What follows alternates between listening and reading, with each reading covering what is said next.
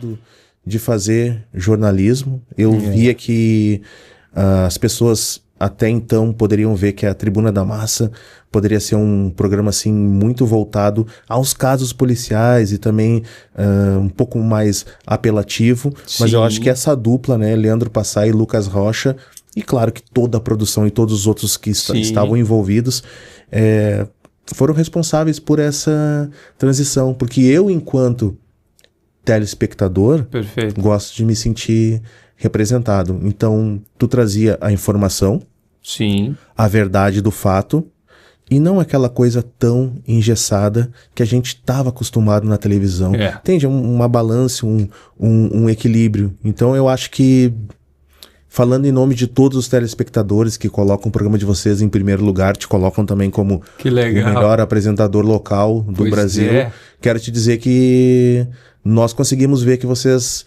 trazem as informações pra gente da maneira que a gente quer ver e ouvir. Pô, que bacana ouvir isso, Adriano. Bem importante ouvir isso, sabe? Para nós é um estímulo, porque assim, o que acontece? A tua leitura é perfeita. Antigamente, ou até antes da gente assumir, e o Passaia já começou essa transição, né?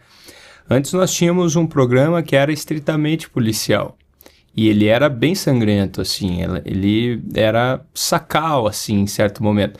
Até porque era o que dava audiência, né? Então a gente não pode tapar o sol com a peneira, achar que não, porque o povo assistia mais esse tipo de coisa. Mas eu acho que há uma mudança de hábito, que está muito relacionado também à internet, está muito relacionado às mudanças de costumes, e isso nos obrigou a fazer algumas adaptações. Quando o Passaia assumiu, já houve um incremento, digamos assim, na calma, no fator humano, nas coisas, não é?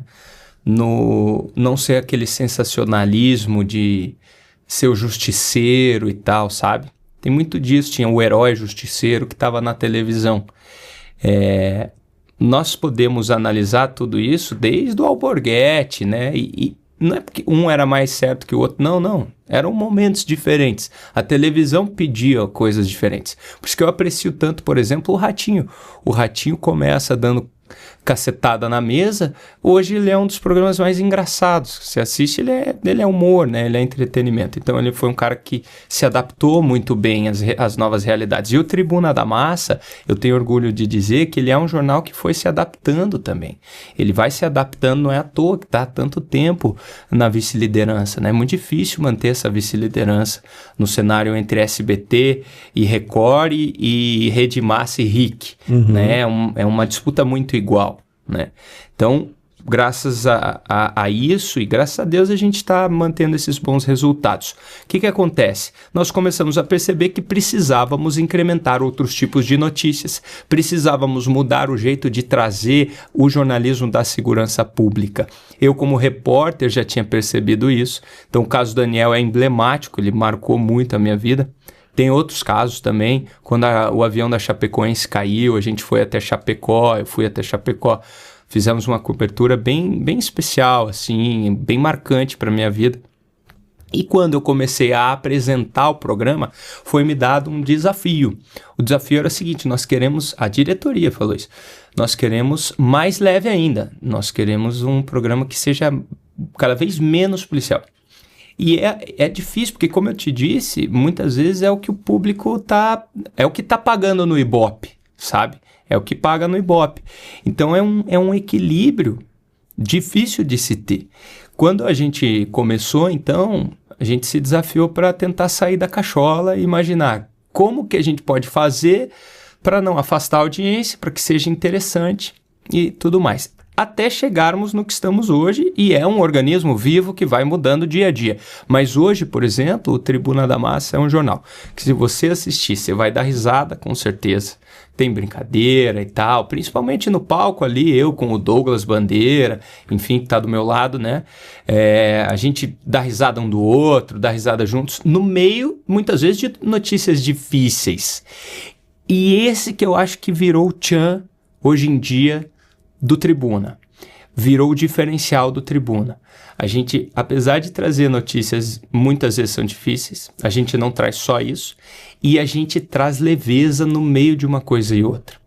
E eu também entendi, isso eu digo de coração muito aberto, assim, eu entendi que eu não preciso ser o juiz da coisa toda, sabe?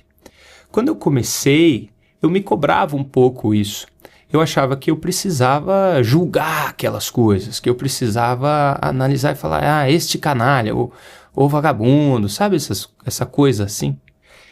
E eu fui percebendo que, muito pelo contrário, hoje em dia, o telespectador, ele tem uma massa crítica, ele vai criar a própria opinião.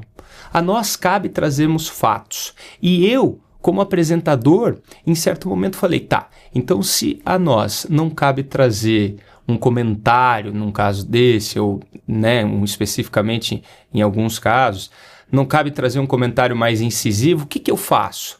E aí eu fui encontrando o meu jeito de fazer a coisa toda, que é, às vezes, um comentário mais leve, vendo por outro lado, às vezes uma coisa de trazer uma informação que ninguém percebeu, trazendo o meu lado jornalista. Eu estudo todos os casos antes de ir para o ar, perfeito. Então eu sei muito bem o que está acontecendo e aí eu posso trazer uma informação a mais no arremate final, sabe? Então eu comecei a entender muito melhor, hoje em dia eu entendo muito bem qual é o meu estilo, o que eu gosto de fazer no ar e o que rende em audiência. Em termos de Ibope. E sabe, Adriano, eu vou, assim, com toda sinceridade, cara, eu entendi o meu propósito dentro da coisa toda. Mudou tudo quando eu entendi que eu tenho um propósito e eu não tô lá só para ter mais audiência, só para ter mais fama, ou para ter mais dinheiro. Hoje, com toda a sinceridade do mundo, irmão, com todo o meu coração, eu tô lá por um propósito, cara. Eu tenho um propósito, ajudar aquelas famílias, às vezes que estão enlutadas, trazer verdade, não ser sensacionalista e principalmente servir ao meu Deus que me deu tudo. A tua trajetória ela é incrível, cara. Porque eu fui buscando, né, algumas coisas para poder te entrevistar, mas eu acho que bastante coisa assim eu já sabia, né? A começar, né, pela a brilhante carreira que teu pai fez, né? Ele nos deixou, mas ele deixou um grande legado.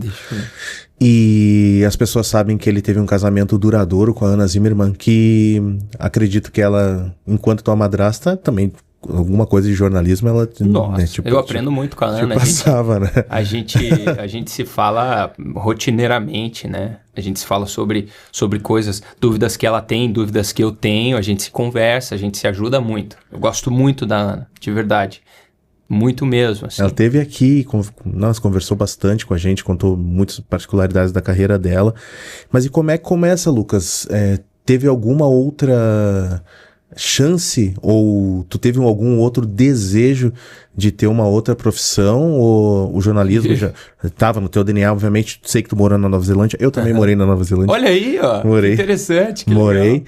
E me conta um pouco até a Nova Zelândia, até os teus 17 anos. Beleza, conto sim.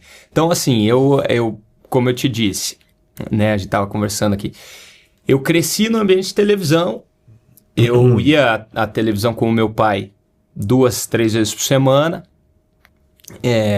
sempre gostei muito de esporte, né, andava de skate, jogava bola, surfava, era louco por surfar. Qual praia?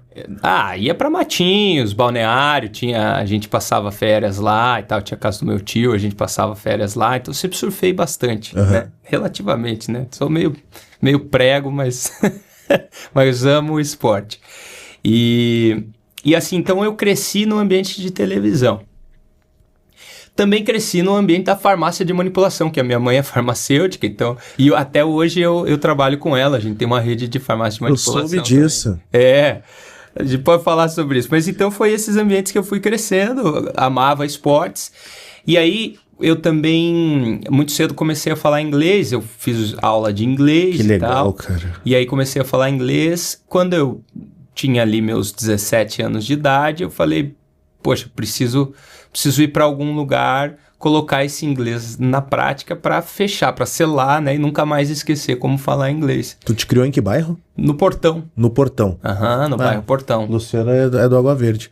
Então ali, pertinho. um pouquinho mais ali abaixo. Um pouquinho mais abaixo. Andava de skate na República Argentina, na Rua Morretes ali, na Arthur Betts, onde eu cresci. E jogava bola, quebrava vidraça dos prédios, jogando bola. Eu era assim, meio da pá virada, cara. A galera sabia que tu era filho do Gil? Sabia, mas eu era meio terrorista, assim. Eu gostava de quebrar as coisas, estourar tomada. Não. Tocava horror, irmão. Tocava horror. Graças a Deus passou. Estamos falando do quê? 2005? 2007? Cara, década de 90 e começo dos anos 2000, Tu é de 88. Tu é de 88. 88. Então esse teu... Cara, tu ainda pegou o Roots. Nossa, tu pegou. Década de 80 ali, sim. Pegou. Os anos 90, eu acho...